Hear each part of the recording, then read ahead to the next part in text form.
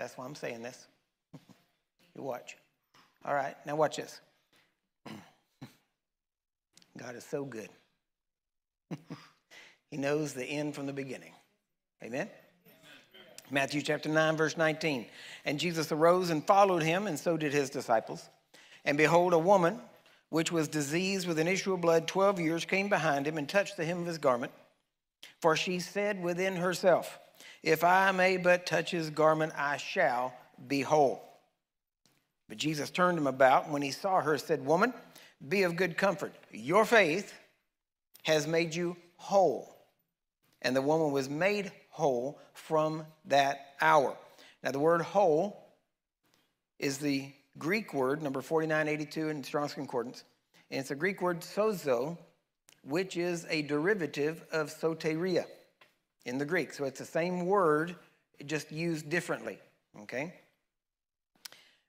So, now notice, the word sozo, again, means to save, to deliver, to protect, literally or figuratively, to heal, preserve, save, do well, or to be or make whole. Do you get that? To be or to make whole. He said, woman, your faith has done this. Now notice, who set the time for her healing? She did. For she said within herself, if I just touch the hem of his garment, I shall be made whole. One of the biggest reasons people do not receive healing is because two things, at least two things. Number one, they fail to settle it.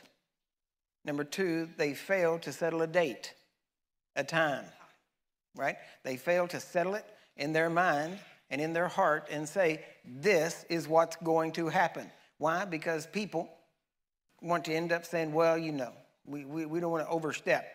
I mean, if it be the will of the Lord, if it be God's will, and then they'll pray, well, Lord, if it be thy will, this to happen. That ain't settling it. That's doubt and unbelief. If you don't know the will of God, don't pray. I'll say it again. If you don't know the will of God, don't pray. Now, the only exception to that would be praying in tongues.